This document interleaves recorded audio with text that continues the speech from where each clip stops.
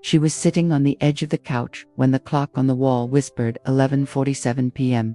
Outside, fireworks cracked the sky open in colors that felt too loud for her quiet living room.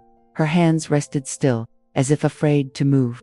The house smelled faintly of cold air and old wood, the kind of smell that only appears at night. No television, no music, no countdown yet. Just the low hum of the refrigerator breathing nearby, like the only witness to her existence. She had never spent New Year's Eve alone before. Not truly alone, without plans or apologies. There had always been noise, people, expectations. Tonight there was only space and time, and both felt heavier than she imagined. Her phone lay face down on the table, silent in a way that felt almost intentional. No messages asking where she was. No invitations arriving at the last minute. The absence pressed gently against her chest. She told herself this was temporary, accidental. That next year would be different, obviously. That this night did not mean anything at all. But the clock kept moving, unconvinced, and the silence refused to explain itself. A distant cheer rose from the neighborhood, followed by laughter she could not place. She wondered who was hugging whom right now, who was kissing, who was pretending, who felt less alone than she did. At 11:48 p.m., she exhaled slowly, not realizing she had been holding her breath. Something about this night felt irreversible, as if a door had closed behind her quietly, and whatever came next would not ask permission. She had always believed being alone meant failure, a missed milestone, a sign she had fallen behind. Every holiday had been proof she was acceptable. Wife, mother, friend, someone needed somewhere. An empty seat had never been part of the plan. Memories drifted in without warning or mercy. Crowded living rooms, plastic cups, forced smiles, counting down surrounded by people she barely felt, laughing on cue, clapping at the right moment, never noticing how quiet she was inside. She remembered feeling invisible in full rooms, standing close to others, yet strangely untouched. No one ever asked what she wanted next. They only assumed she would stay the same, and she always did. Tonight, no one expected anything from her. No dish to bring, no mood to maintain, no role to perform for the sake of harmony. The freedom felt wrong, almost irresponsible, like she was forgetting a crucial obligation. Her chest tightened with a familiar shame, as if someone might discover her like this, 50 years old and nowhere to be, nothing scheduled, no one waiting. She judged herself before anyone else could. She stood up, paced the room slowly, considered turning on the TV for company. Maybe noise would make this acceptable again. Maybe distraction could save her from thinking. Her hand hovered, then fell. She sat back down, unsettled and alert. The silence had not disappeared. It had thickened. It felt less like emptiness now, more like exposure. As if something unseen had finally noticed her, and was waiting to be acknowledged. Without noise to drown them out, the voices came. Old phrases, half-remembered instructions. Be patient. Be grateful. Don't make trouble. You're strong. You can handle this. You always do. Her marriage echoed first, worn and tired. Conversations that ended before they began. Compromise after compromise, mistaken for love. She had shrunk quietly, efficiently, so no one would feel uncomfortable.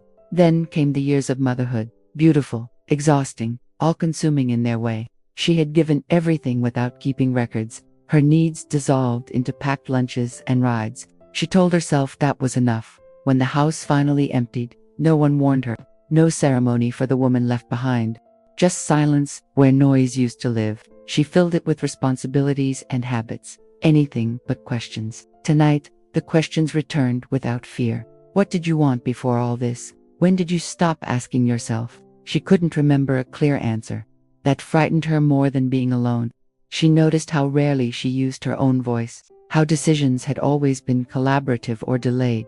She had mastered agreement and avoidance, but not expression, not desire. Those muscles felt weak and unfamiliar. The realization settled slowly, painfully. Her life had been full of sound, not of self. She had listened well, always attentively, but she had never truly been heard, not even by herself. Her stomach tightened as the clock crept closer. A dull ache spread beneath her ribs. She shifted positions, unable to get comfortable. The silence was no longer abstract. It lived inside her body now. She noticed her breathing had grown shallow. Short inhales, careful exhales, like bracing. Her shoulders sat high, tense, with readiness. Ready for what? She could not say. Nothing was happening, yet everything was. She thought about calling someone, anyone.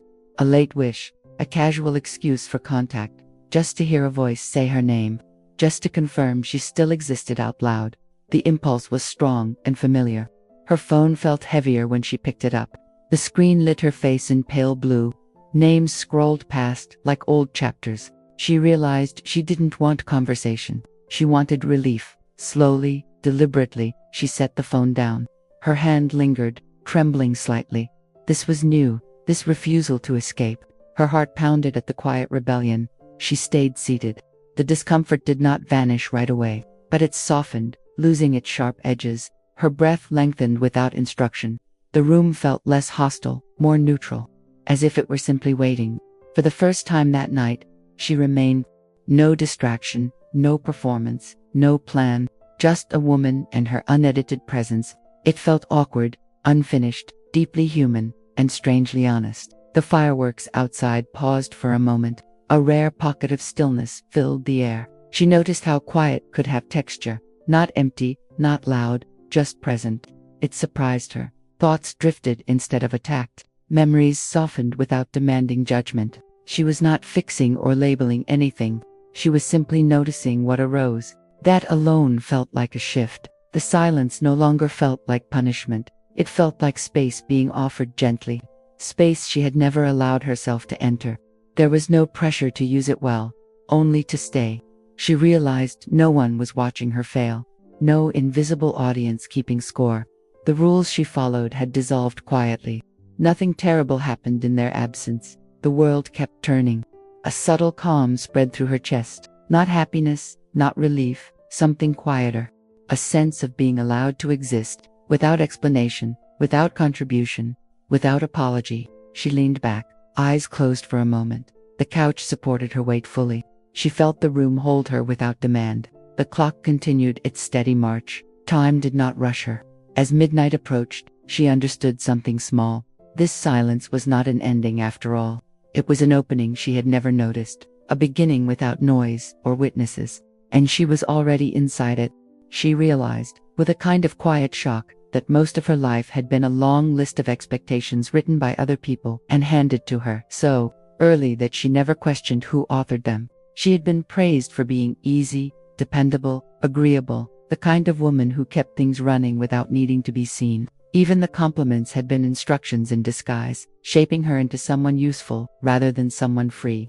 Tonight, sitting in the same room where she had performed so many versions of fine, she finally sensed how that word had swallowed her whole. And somewhere beneath that swallowed life, a smaller voice began to stir, not loud yet, but undeniable. She thought of the first time she learned to smile through discomfort. The first time she swallowed a protest because peace seemed more important than truth. It had been practiced in tiny moments that looked harmless, letting someone else choose, letting someone else decide, letting someone else speak first. Over years, those moments stacked like thin papers until they became a wall she could no longer see through. She had confused being loved with being lamentant, and she had confused being needed with being safe. Now, as midnight drew nearer, safety felt less like a home and more like a cage she had decorated nicely. The air in the house felt cooler, and she wrapped her arms around herself as if she could keep warmth from escaping, though what she wanted to keep was something else entirely. She had spent decades making herself smaller so that other people could stay comfortable. And she had called it maturity, loyalty, the price of belonging. But belonging, she realized, should not require disappearance, and love should not feel like a job you're terrified to lose. She stared at the dark window and watched faint reflections of fireworks bloom and fade, like brief permissions that never lasted. She wondered how many times she had mistaken endurance for purpose, simply because endurance was all she had been taught. A thought came, slow and careful, as if it needed to check whether it was allowed to exist. What did you want? Not what did your family need? Not what would keep things calm, not what would make tomorrow easier for everyone else. What did you want, before you learned that wanting made you difficult, before you learned to apologize for taking up space? The question felt almost embarrassing, like asking for something she hadn't earned, yet it also felt like a door handle she had never tried. She held it in her mind, letting it warm, letting it become real enough to touch. She searched her memory the way someone searches an attic, lifting dusty boxes, finding old objects, and wondering who they belonged to. There had been a time, she remembered, when she liked to write, when she filled notebooks with small stories and observations, not for anyone's approval, just because it made her feel awake. There had been evenings when she loved to drive with the windows down, music loud, the road stretching ahead like a promise she didn't have to explain. Those memories did not arrive as grand revelations. They arrived as gentle evidence that she had once been a person with edges and color. And the more she remembered, the less she could pretend that the woman she became was the only version possible. Her phone remained silent, but her mind grew louder in the best way, not with panic, but with clarity that felt unfamiliar and therefore risky. She imagined what it would mean to live without constantly checking the temperature of everyone else's emotions, without negotiating her own needs down to nothing. She imagined mornings that belonged to her, afternoons without guilt, evenings where her choices did not require permission from the past. The images were simple, almost ordinary, and that was what made them powerful. Freedom looked like quiet ownership of small hours. She felt tears gather again, but this time they were not just grief. They carried a strange hint of relief. When another distant burst of fireworks rattled the night, she didn't flinch as much, because something inside her had moved from fear to curiosity. If expectations could be unlearned, then maybe her life was not finished. Maybe it was simply waiting for her to finally arrive. The thought did not solve her loneliness, but it changed its shape, turning it from a verdict into a space she could work with. She sat there, listening to her own breathing, letting the question hover like a candle in a dark room. And as the minutes slipped forward, she felt the first fragile possibility of choosing herself, not loudly, but honestly. The sadness that came next did not crash into her like a wave. It seeped in gradually, like cold air finding its way through a barely sealed window. She had expected loneliness to feel sharp, but this felt old, deep, almost geological, as if it had been forming under her days for years without her noticing. She understood, with a painful tenderness, that she wasn't only grieving people or moments. She was grieving the versions of herself that never got a chance. The woman who might have said no sooner, the woman who might have left earlier, the woman who might have tried something simply because it called her name. Those women lived like ghosts in the corners of her memory, quiet, patient, waiting. She closed her eyes and pictured her younger self, not as a photograph, but as a feeling, restless, hopeful, unsure, brave in small ways. She remembered how she once believed adulthood would bring more freedom, not less, and how she imagined 50 would feel like confidence instead of fatigue. Somewhere along the way, responsibility had become a room with no windows, and she had learned to call it stability so she wouldn't hate it. She had made peace with so much that should have been questioned, because questioning felt dangerous when you had people depending on you. Now, in this quiet room, she finally admitted that dependence had also been a kind of leash. Her throat tightened, and she let the tears fall without wiping them away, because wiping them felt like returning to the old habit of hiding. The tears were not dramatic. They were steady, almost calm, like a body releasing something it had been holding for too long. She thought about all the times she had told herself, later, later, when things settle, when the kids grow, when the money is better, when the timing is right. Later had been a story she told to survive, but it had also been a slow theft, taking her dreams one season at a time.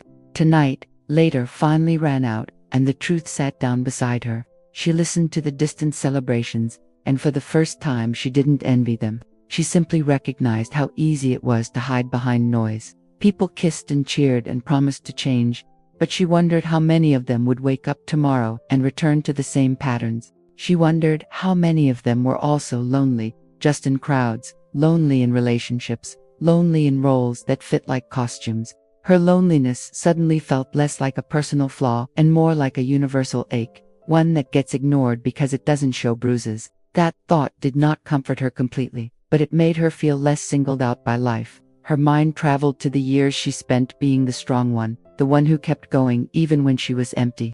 Strength had been her identity, but strength had also been the excuse everyone used to stop checking on her. If she was strong, then she didn't need softness, she didn't need help, she didn't need room to fall apart in a safe place. She had worn strength like armor until she forgot what it felt like to have skin exposed to kindness. Now, as she cried, she realized this was not weakness. This was honesty. and honesty was terrifyingly alive. She imagined calling her children, and she felt love, real love, but she also felt how carefully she had edited herself around them, always trying to be the steady foundation. She wondered if they even knew what she had sacrificed, not because they demanded it, but because she offered it automatically, as if motherhood required self-erasure. She didn't blame them. She blamed the invisible rules she had accepted without reading the fine print. The grief sharpened when she realized no one had forced her into every silence. Some silences had been chosen because they felt easier than conflict, and with that realization came a flicker of power. If she had chosen, then she could choose differently.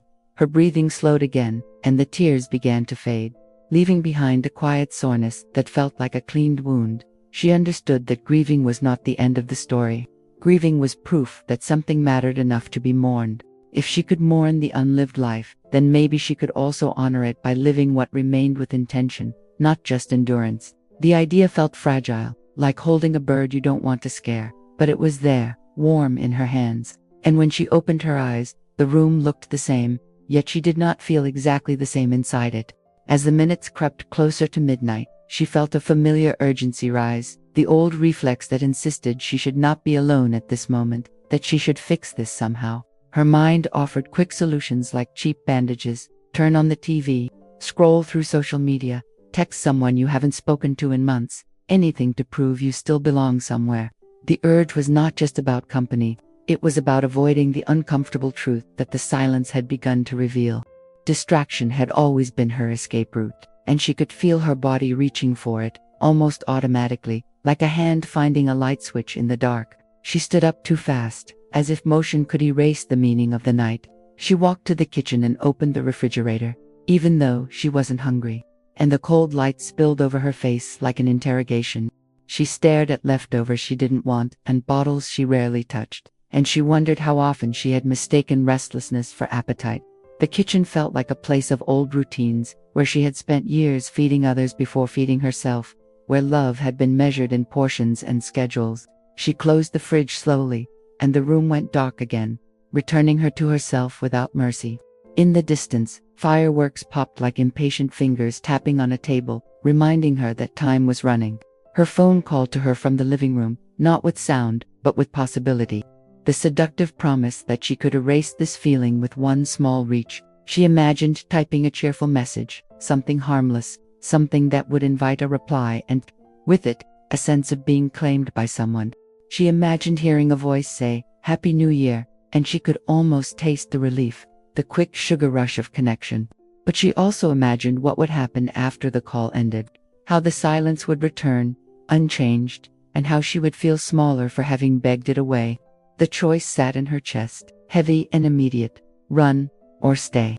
She sat at the table and placed her palms flat on the surface, grounding herself in the texture of the wood, the slight unevenness that proved this moment was real. Her heart thumped hard enough that she could feel it in her throat, and she realized her body was treating loneliness like danger, like something to escape. She whispered to herself, barely audible, that she was safe, that being alone was not the same as being abandoned, that silence could not hurt her unless she let it.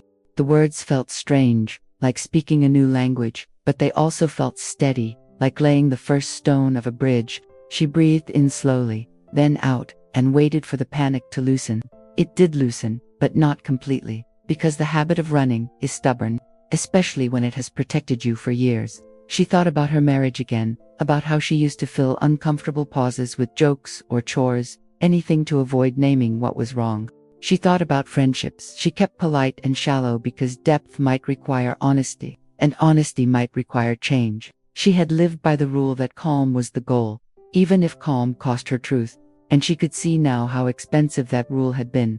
Tonight was asking her to break it, not dramatically, but consistently, breath by breath. She looked at the clock and felt the pressure of the approaching countdown, the cultural insistence that midnight must be celebrated, witnessed, documented. What if she didn't celebrate, she wondered? What if she didn't perform joy just because the calendar demanded it? The thought felt rebellious, and that rebellion sparked something that looked almost like pride, small but sharp, like a match in darkness. She realized she had been performing for an audience that wasn't even present, and the absurdity of that made her laugh softly through lingering tears. It was the first laugh of the night that didn't feel forced. She returned to the living room and sat down again, not because she had solved anything, but because she had chosen not to flee. The urge to distract herself still hovered, but it was quieter now, like a storm moving farther away, no longer centered over her head. She held her phone for a moment, felt its smooth edges, then set it down face down again, as if closing a door gently. She did not know what would come next, only that she was practicing a new kind of courage, the kind that happens when no one is watching. And the closer midnight came, the more she sensed that staying might change her more than any resolution ever could. She turned off the last lamp in the room, not to make the night darker, but to make it simpler, as if removing light could also remove the pressure to appear okay. In the dimness, the living room became less like a stage and more like a private space where she could finally drop her shoulders and let her face rest in its natural shape. She lowered herself onto the carpet, feeling the cool fibers against her legs, and she noticed how rare it was for her to choose discomfort on purpose. The floor did not ask anything from her. It simply held her, steady and indifferent, and that indifference felt strangely kind. She sat with her back against the couch, breathing in a rhythm that began to feel like her own. Outside, distant voices rose and fell, and she could hear the occasional car door slam, the echo of someone calling out a name. She let those sounds be what they were, not invitations, not insults, just proof that other lives were moving around hers. Her body began to settle, as if it had been waiting for permission to stop scanning for threat, to stop preparing for disappointment. She placed one hand on her chest and felt the warmth of her skin under her palm, a simple contact that reminded her she was still here, still real. For a moment, she imagined how many years she had lived without ever touching herself with gentleness. She thought about what it meant to start over at 50, and the phrase usually sounded like a headline, dramatic and bold, but her reality felt quieter. Starting over, she realized, might not begin with a move or a breakup or a grand announcement. It might begin with an internal vow to stop abandoning herself. She remembered all the times she had betrayed her own instincts to keep peace, and she felt a slow anger rise, not destructive, but clarifying. Anger, she had been taught, was ugly in women. But she could see now that anger was sometimes the part of you that refuses to keep dying politely. She allowed it to exist without immediately smothering it with guilt. Her eyes adjusted to the darkness, and she could see the faint outline of the window, the blurred reflections of fireworks flashing outside. Each flash lit the room for a split second, revealing furniture, framed photos, small evidence of a life built around others. Then everything faded again. She noticed how much of her home was a museum of roles: mother, partner, caretaker, organizer, the person behind the scenes. She wondered what it would look like if the house reflected her, not her duties, if the rooms held her desires instead of her obligations. The idea felt both exciting and unsettling, like stepping into a room you've never been allowed to enter. She whispered, very softly, "I'm here," and the words sounded strange in the empty room, like a confession and a promise at once. No one answered, of course, but she felt something answer inside her, a small shift of attention turning inward, as if she had finally looked herself in the eyes. She realized that she had spent years waiting for someone to choose her fully, and that waiting had kept her passive, hopeful, and quietly resentful. What if, she wondered, the first person who needed to choose her was herself, not as a motivational slogan, but as a daily practice? The thought did not erase her loneliness, but it gave her loneliness a direction. Her breathing grew deeper, and she listened to it the way you listen to rain, steady and unhurried, something you cannot control but can appreciate. She felt the tension in her jaw release, felt her hands unclench, felt her stomach soften, and she understood that her body was learning, even faster than her mind, that staying was survivable. This was a victory so small no one would applaud it, but she could feel its weight, like a single coin placed in a jar that would someday be full. She had lived so long measuring worth by visible achievements that she almost missed how powerful invisible change could be. Tonight, she was collecting invisible change, quietly, deliberately. The clock continued moving toward midnight, and she did not stand up to meet it. She let it come to her. She felt no need to prepare a smile, no need to rehearse a greeting, no need to prove she was festive enough to deserve a new year. She stayed on the floor, grounded, present, and in that posture there was a dignity she had not expected, something humble and strong. For the first time, the approaching midnight did not feel like a judgment. It felt like an invitation to be honest about what she wanted next, and in the dim room, her honesty felt louder than fireworks. When the clock finally reached 11:59, the neighborhood outside seemed to inhale, the way a crowd inhales before a song begins. She heard voices counting down in distant pockets, some close enough to feel real, others muffled like memories passing through walls.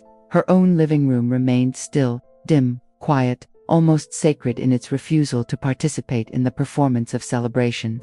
She looked at the clock, then away, because she didn't want this moment to be about the numbers. She wanted it to be about what shifted in her. She placed both hands on her knees and waited, not for magic, but for truth.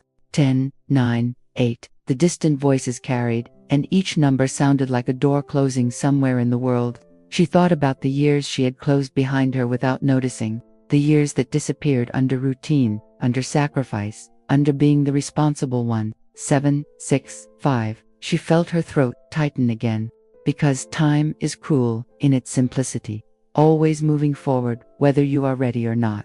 She remembered birthdays that felt like errands, anniversaries that felt like chores, mornings that began with obligation instead of desire. She wondered how many days she had lived on autopilot, calling it normal, because normal was what everyone applauded. For 3-2, she heard fireworks ignite early, impatient, and the light outside flickered across the window like lightning without thunder.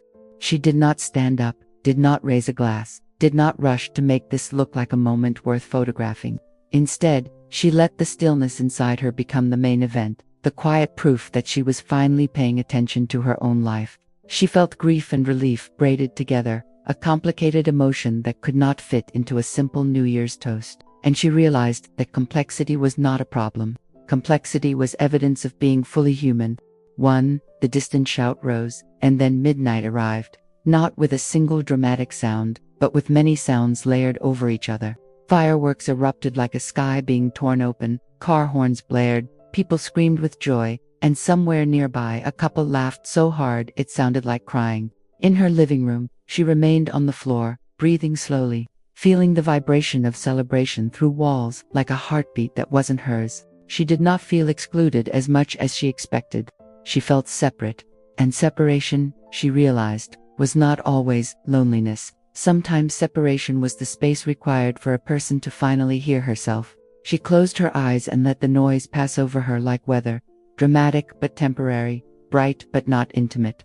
In that darkness behind her eyelids, she pictured herself walking out of an old life, not slamming doors, not making speeches, just quietly stepping away. She imagined releasing the need to be understood by everyone, releasing the need to be liked by people who benefited from her silence. The image was not revenge, it was release, and release felt like unclenching after years of holding on too tightly. She felt her shoulders drop as if her body recognized the moment before her mind did.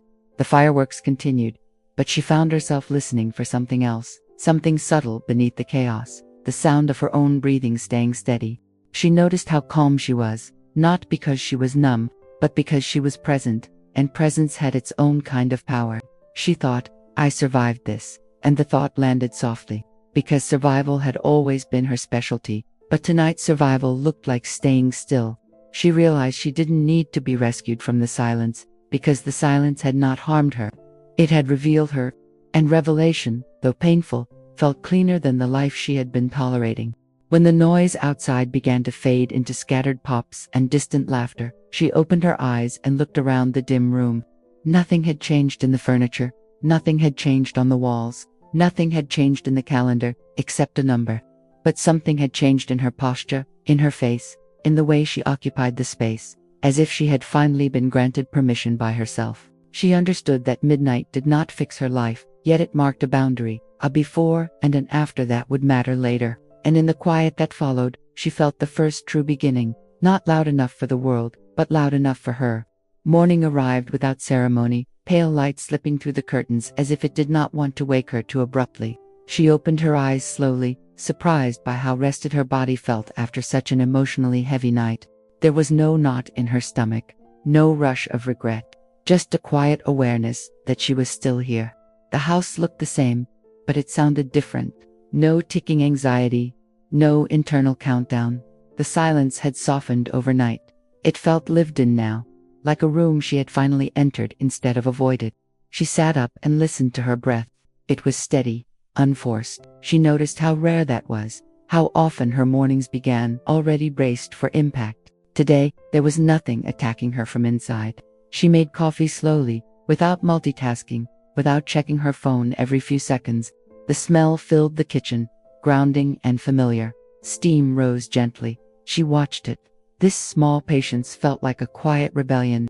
As she sipped, memories of the night returned, but they did not sting. They settled. She remembered staying on the floor, choosing not to flee.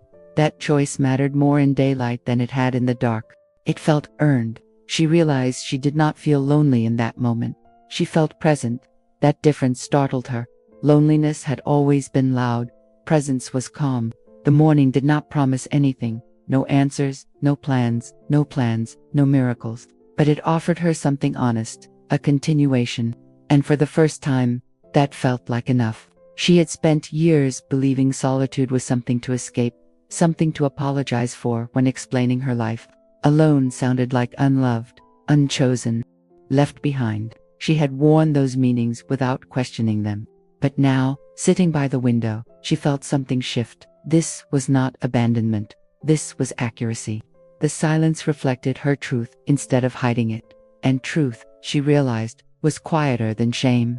She thought about how often she had been lonely with people, at tables, in conversations, in relationships where her presence was expected but her essence was optional. That loneliness had hurt far more. This solitude, however, asked nothing from her. No performance, no emotional labor, no shrinking. It simply existed, and let her exist too. She tested the thought carefully. What if being alone was not the problem? What if it was the first honest condition of her life?